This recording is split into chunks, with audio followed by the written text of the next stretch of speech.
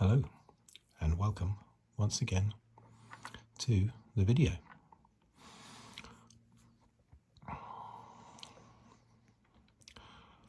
In this one, as the title would suggest,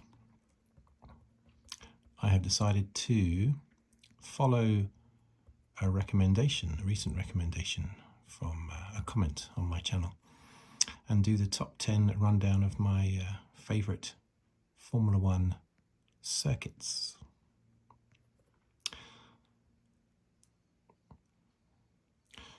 Some of these in the top 10 are just because I like the layout of the circuit. Some of them are because of historic races that have made me think positively of those circuits. And some are just purely nostalgic because I remember watching them year after year when I was a lot younger. So let's go into number 10.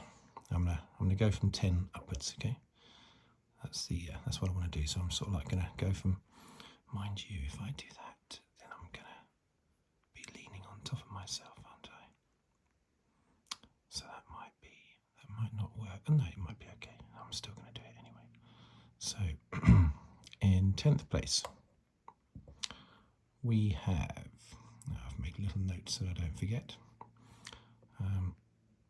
Hackenheim.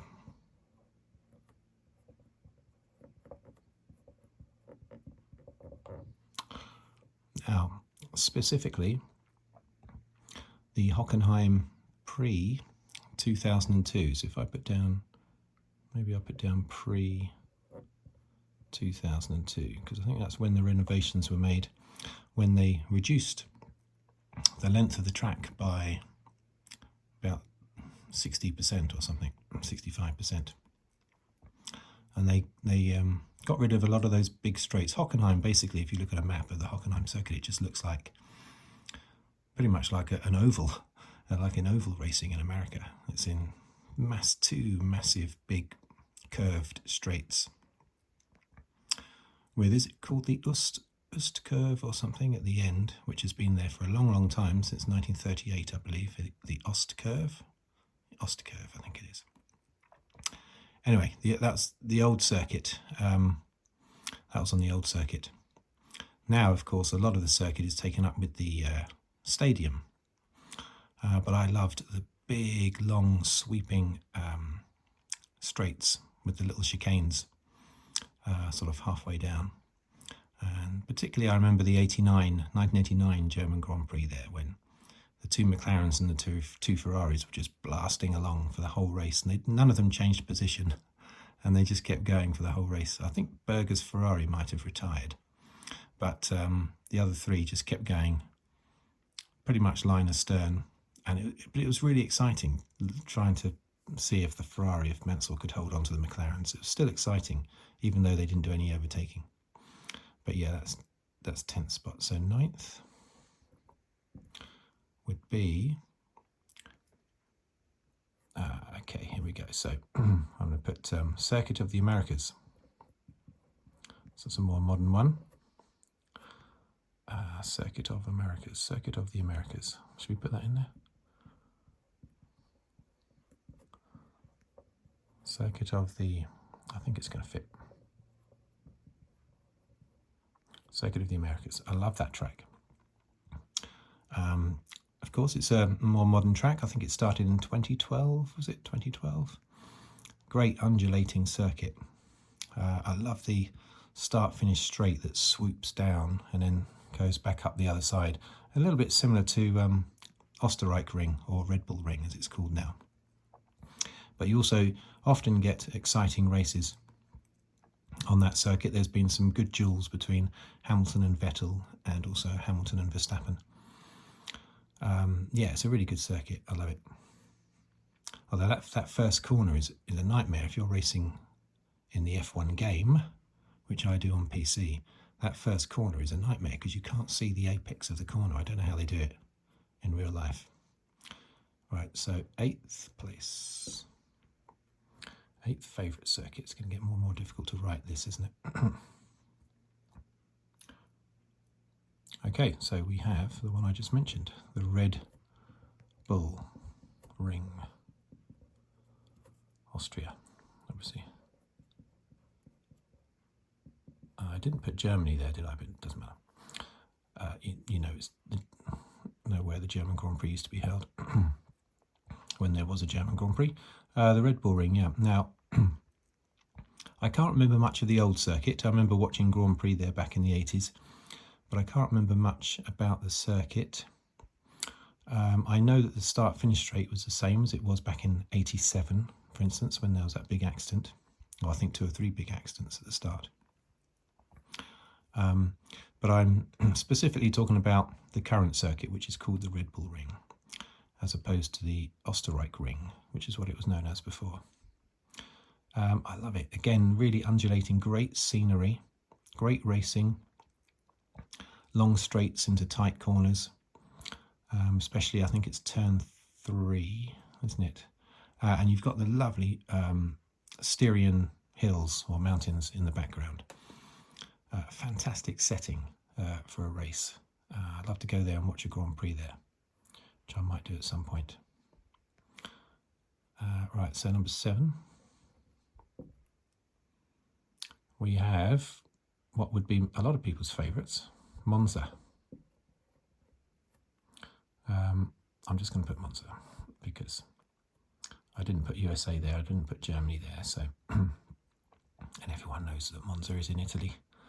So yes, again, I like it the same reason that I like Hockenheim, the big long sweeping straights.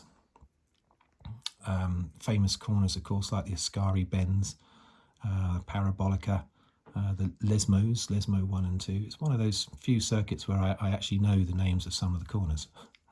And they actually do have names, not just sort of turn 1, turn 2, turn 3, you know. The races there are not always particularly exciting, but it's just great to watch cars going very fast, just like it used to be at Hockenheim.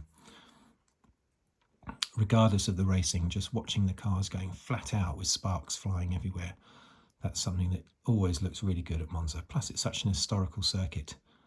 That's another reason why I like it and would always want it on the calendar. So number 6.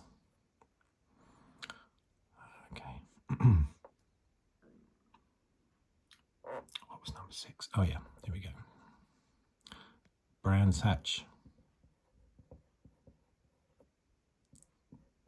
Again, famous Brands Hatch in the UK, basically, where the British Grand Prix was last held there in 1986. It used to alternate with Silverstone back in the day, but its last one was 1986, and it's been at Silverstone ever since, the British Grand Prix. In 2001, I actually raced at Brands Hatch, not in an actual race, but one of those packages that you can buy. And I did about, I think I did 10 laps in an Audi Quattro TT thing. And then I think I did 11 laps, supposed to only be 10, but I sneaked out an 11th one, hoping I had enough fuel. 11 laps in a Formula Brands, where you're going 100 miles an hour, only 100 miles an hour, but you're about 2 centimetres off the ground. So it feels a lot faster than 100 miles an hour. But I did the Indy circuit, so it doesn't include the whole of the Grand Prix circuit. But it does include Paddock Hill Bend, Graham Hill Bend, Druids. I think it includes Druids. I'm pretty sure I did a very good overtaking manoeuvre during Graham Hill Bend, going through Graham Hill Bend, that left-hand corner. But it doesn't include, unfortunately, Dingle-Dell. There's great names. It doesn't include Dinglesdale or Pilgrim's Drop, that great straight where Nelson Piquet seemed to miss a gear in the 1986 British Grand Prix. He missed a gear and Mansell got past him. I think he missed a gear anyway. Pilgrim's Drop, yeah, great names. And it's another great undulating circuit. I really love Brands Hatch. I wish they could go back there, but it's just not. It's too old school. It's not been modernised for F1. I don't know, the paddock. It's normally the paddock facilities that put the F1 circus off from going there, more so than the actual circuit itself. But I'd love to see a Grand Prix back there at Brands Hatch. Okay, so let's scrub this out. And we will go for top 5. Now this top 10, it would basically be the same top 10 probably if I was to do this again in say 6 months' time, but it might not be the exact same order. But it would still be pretty much the same top 10, I think. Okay, so in 5th position, so let's put number 5 there, shall we? 5th place is Bahrain. Now, some people might be surprised at that,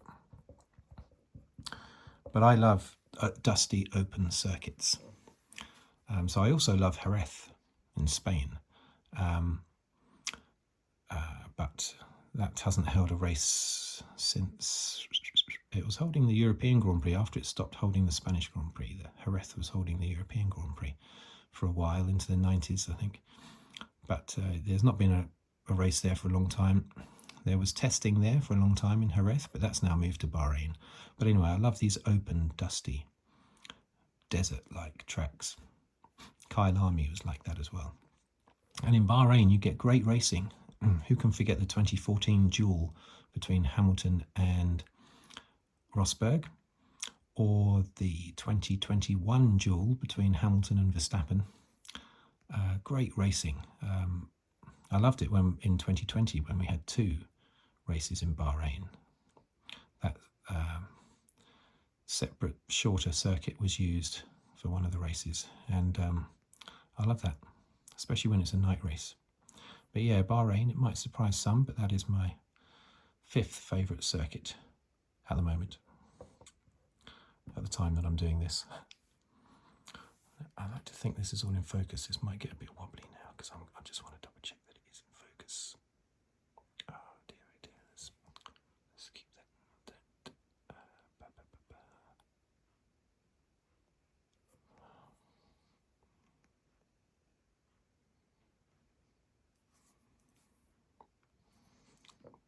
Okay, I think it's a bit wobbly, but I think that's in focus. Okay, so number 4, we are going for Mexico City. Is it Hermanos Rodriguez circuit, I think, isn't it? I love it, but I loved the previous version. I'm talking, I don't know when they, so I just put old version there. Old version. I loved the Peraltada, yeah? Some great races there. We had an exciting race in '89, Senna leading, Mansell catching him before he retired. Another exciting race in 1990 between the McLarens and the Ferraris, which Prost eventually won. Mansell did that famous overtaking manoeuvre around the outside of Peraltada on Gerhard Berger to take 2nd place on old tyres.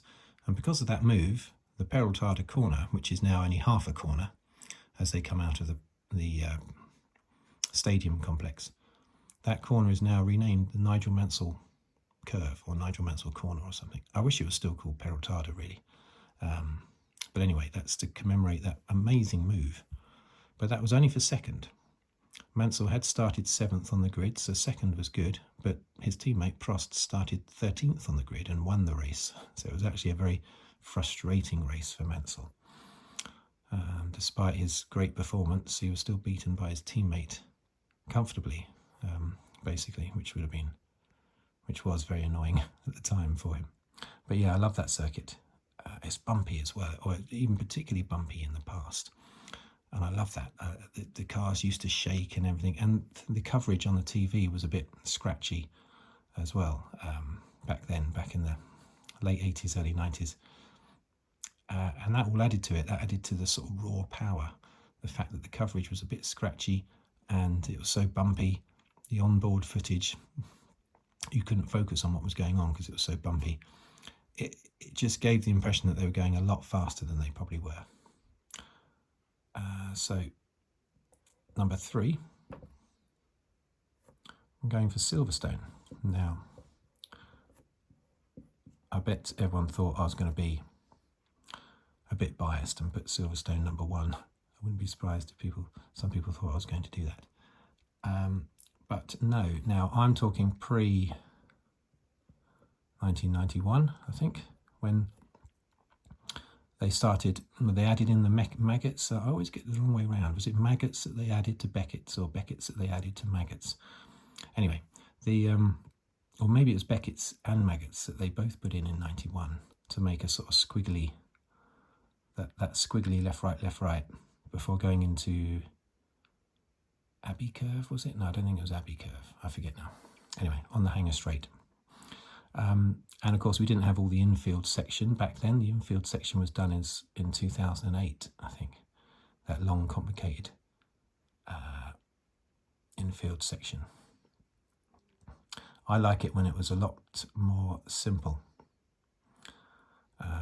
when the start-finish straight was just before Copse Corner, and then they would blast around Copse Corner, down the Hanger Straight into Stowe, and then a straight drive straight to Club, and then up through, then I think what was Bridge Corner, was it called Bridge Corner? I don't know.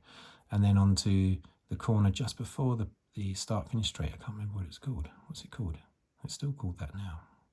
I can't remember what it's called. I can't remember the name. Anyway, I preferred that older circuit, and lots and lots of... I've been to Silverstone for 15 Grand Prix between 1988 and 2008.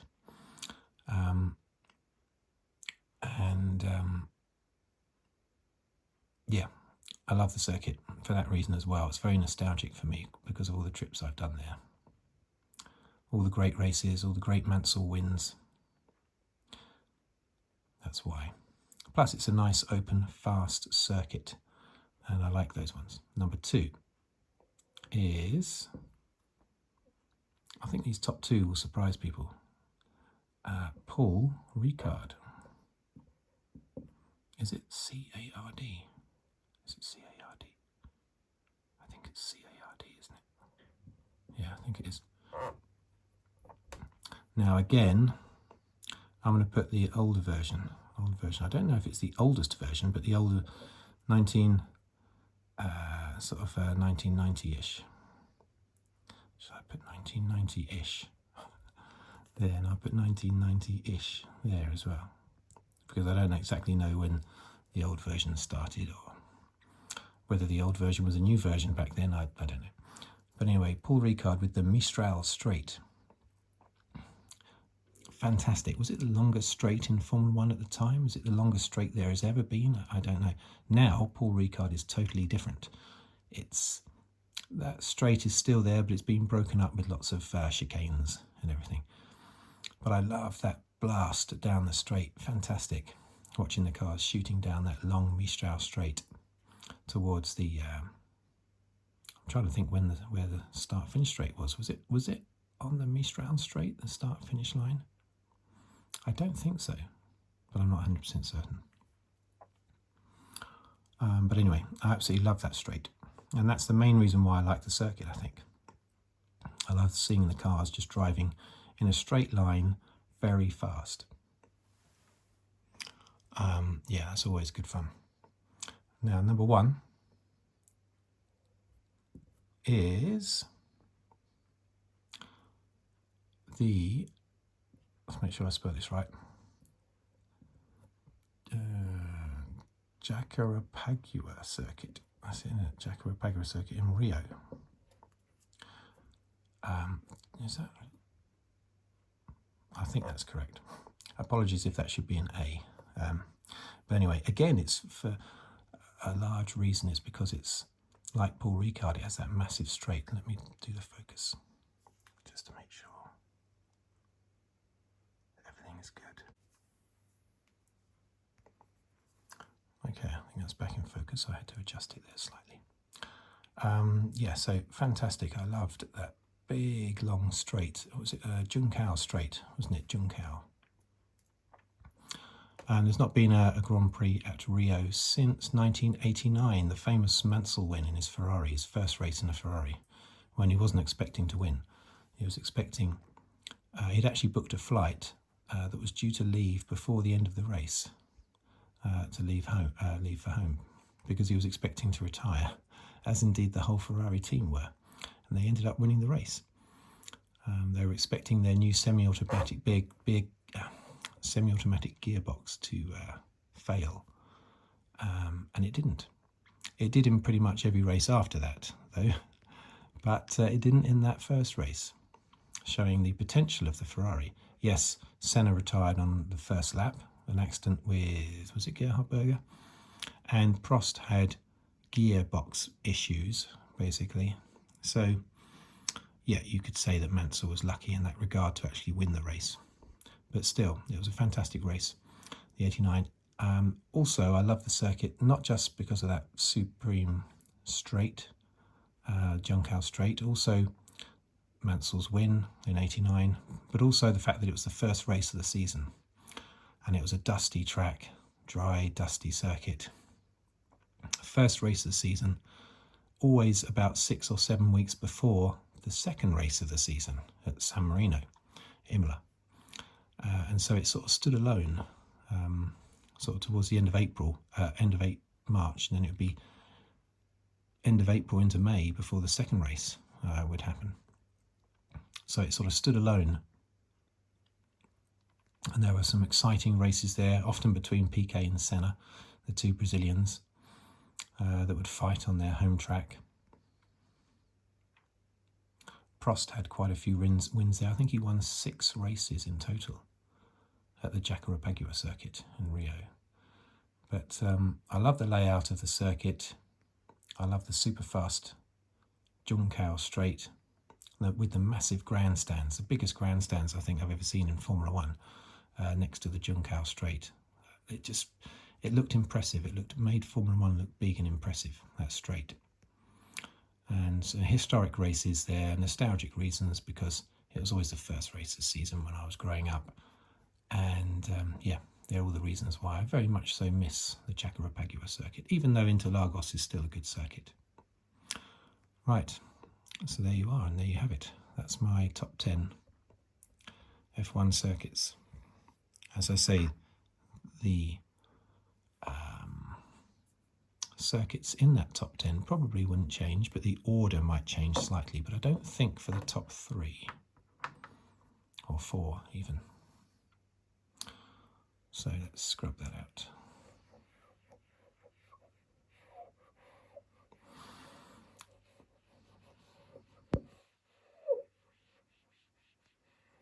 I really hope I haven't missed one out. To make sure, I actually went through previous years in F1 and looked at the circuits that we used to make sure I didn't miss an obvious one. But I might have done. I'll mention it in another video if I have done. Okay, so there you go, that's it. Thank you very much. Thank you for watching. Thank you for listening.